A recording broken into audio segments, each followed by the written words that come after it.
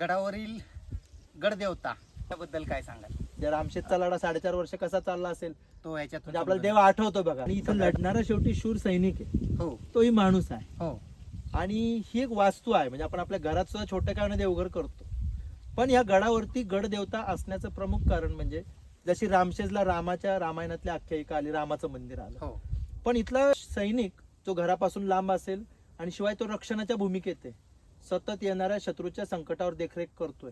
ज्यावेळेस गडावरती संकट येईल त्यावेळेस तो एक प्रकारे हरला नाही पाहिजे मनातून, पहिला पराभव मनातून.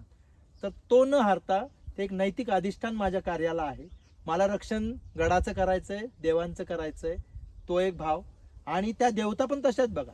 म्हणजे आता आपण बघितलं महिषासूर मर्दिनी, हो ती शक्तिरूप आहे हो लढण्याचं, हो. अन्याय विरुद्ध लढण्याची तिच्याकडनं आपण प्रेरणा घेतली. घेतली. शिव असेल, मारुती असेल, जो जातो रामासाठी लंका सुद्धा जाळून येतो, रावणासारखं मोठे एका बलाढ्य शत्रूला पराभूत करतो. आणि इथे तर साक्षात गणराय, गणराय म्हणजे आपण ज्याला अग्रपूजेचा मानकरी, मानकरी, आपण लाडका बाप्पा पण त्याला म्हणतो.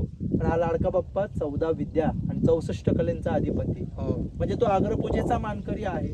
त्याला आपण सुख करता, दुःख हरता, विघ्न हरता म्हणतो. पण येणारं विघ्न तर तो हरवेलच, ते घालवेलच. पण अन्य वेळी सुद्धा तो एक इथं शुभ चैतन्य या गडावरती प्रस्थापित करतो. की आपण आपल्या घरापासून जरी लांब असलो तर आपल्याचं रक्षण करता आपल्या वर पण कुठली तरी एक शक्ती, आपल्या कार्याला एक नैतिक अधिष्ठान आहे.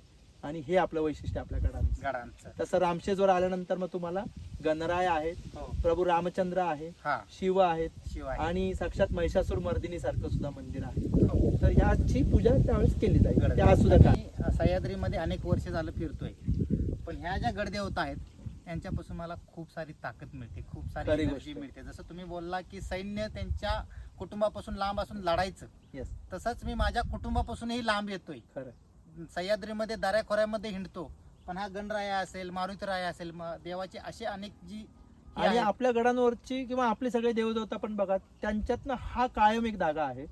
ते देव आहेत म्हणून तर महान आहेत, पण प्रत्येकाने अन्यायाविरुद्ध, असत्याविरुद्ध स्वतःचं एक उदाहरण ठेवलेलं आहे. आणि तो देव आपल्या मनात जाग करण्याचं काम या मूर्तींनी त्यावेळेस दगडाच्या जरी असल्या तरी सैन्याच्या मनात केलंय. आणि त्याची प्रचिती अनेक लढायांमधून येते. आपल्याकडे कोणतंही संकट आलं ना तर आपण पहिली हाक कुणाला मारतो?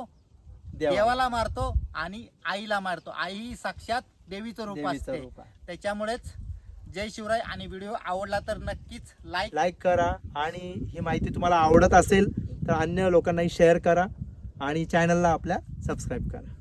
जय शिवराय. जय शिवराय.